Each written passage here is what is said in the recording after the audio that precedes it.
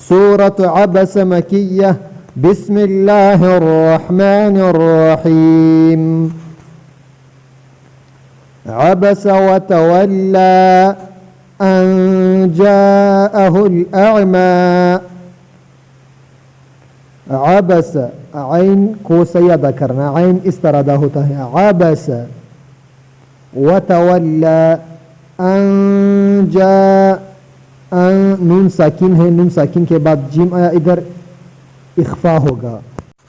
اگر تنوین یا نون ساکن کے بعد یہ حروف آ جائے تا ثا جیم دال ذال زا سین شین صاد واد طا ظا فا قاف کاف تو غنہ کے ساتھ اخفا ہوگا. غنہ کی مطلب ناک میں آواز چھپانا.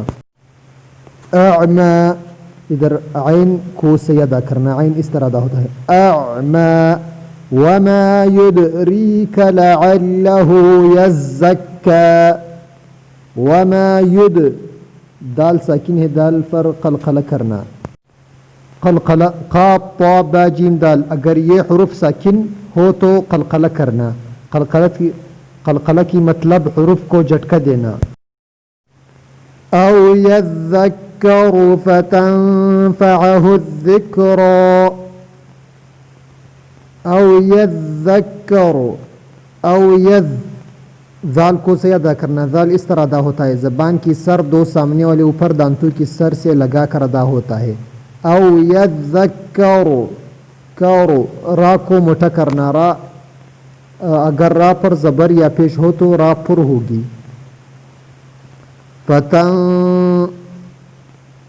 نون ساکن ہے، نون ساکن کے بعد فا آیا، ادھر اخفا ہوگا. اگر تنوین یا نون ساکن کے بعد یہ حروف آ جائے تا ثا جیم دال ذال زا سین شین صاد ضاد طا ظا فا قاف کاف تو غنہ کے ساتھ اخفا ہوگا. غنہ کی مطلب ناک میں آواز چھپانا. ذکرا، ذال کو سے ادا کرنا. ذال اس طرح ادا ہوتا ہے، زبان کی سر دو سامنے والے اوپر دانتوں کی سر سے لگا کر ادا ہوتا ہے. ذکرا، را پر زبر ہے، را کو موٹا کرنا. اگر را پر زبر یا پیش ہو تو را پر ہوگی. اما من استغنا فانت له تصدى. اما میم پر تشدید ہے، میم پر حرف غنہ ہوتا ہے. اگر نون اور میم پر تشدید ہو تو غنہ ہوگا. غنہ کی مطلب ناک میں آواز چھپانا. فانت، فا کو سے ادا کرنا. فا اس طرح ادا ہوتا ہے، دو سامنے والے اوپر دانتوں کی سر نیچے اونٹ سے لگا کر ادا ہوتا ہے. فانت، انت نون ساکن ہے، نون ساکن کے بعد تا آیا، ادھر اخفا ہوگا. اگر تنوین یا نون ساکن کے بعد یہ حروف آ جائے تا ثا جیم دال ذال زا سین شین صاد ضاد طا ظا فا قاف کاف تو غنہ کے ساتھ اخفا ہوگا. غنہ کی مطلب ناک میں آواز چھپانا. تصدى، صا کو سے ادا کرنا، صا موٹا کرنا. تصدى. وما عليك ألا يزكى. وأما من جاءك يسعى. وما عليك، عین کو سے ادا کرنا، عین اس طرح ادا ہوتا ہے وما عليك. وأما، میم پر تشدید ہے، میم پر حرف غنہ ہوتا ہے. اگر نون اور میم پر تشدید ہو تو غنہ ہوگا. غنہ کی مطلب ناک میں آواز چھپانا. من جاءک، ادھر نون ساکن ہے، نون ساکن کے بعد جیم آیا، ادھر اخفا ہوگا. اگر تنوین یا نون ساکن کے بعد یہ حروف آ جائے تا ثا جیم دال ذال زا سین شین صاد ضاد طا ظا فا قاف کاف تو غنہ کے ساتھ اخفا ہوگا. غنہ کی مطلب ناک میں آواز چھپانا. یسعى، عین کو سے ادا کرنا، عین اس طرح ادا ہوتا ہے یسعى. وهو يخشى فأنت عنه تلهى.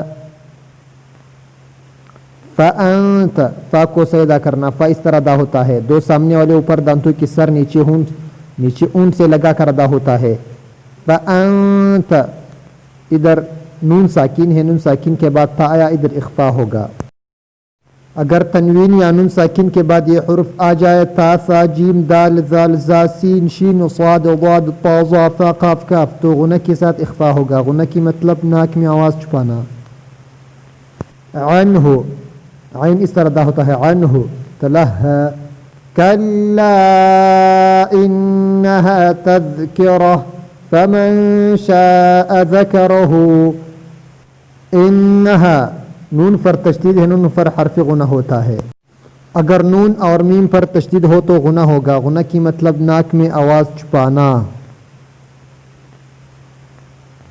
تذکرہ تذ ذال کو سے ادا کرنا. ذال اس طرح ادا ہوتا ہے, زبان کی سر دو سامنے والے اوپر دانتوں کی سر سے لگا کر ادا ہوتا ہے. تذکرہ را کو موٹا کرنا. را پر زبر ہے, اگر را پر زبر یا پیش ہو تو را پر ہوگی. فمن فا کو سے ادا کرنا. فا اس طرح ادا ہوتا ہے, دو سامنے والے اوپر دانتوں کی سر نیچے اونٹ سے لگا کر ادا ہوتا ہے. فمن شاء ادھر نون ساکن ہے, نون ساکن کے بعد شن آیا, ادھر اخفا ہوگا. اگر تنوین یا نون ساکن کے بعد یہ حرف آ جائے تا ثا جیم دال ذال زا سین شین صاد ضاد طا ظا فا قاف کاف تو غنہ کے ساتھ اخفا ہوگا. غنہ کی مطلب ناک میں آواز چھپانا. ذکرہ ذال کو سے ادا کرنا. ذال اس طرح ادا ہوتا ہے, زبان کی سر دو سامنے والے اوپر دانتوں کی سر سے لگا کر ادا ہوتا ہے. ذکرہ را کو موٹا کرنا. را پر زبر ہے, اگر را پر زبر یا پیش ہو تو را پر ہوگی. صدق اللہ العظیم.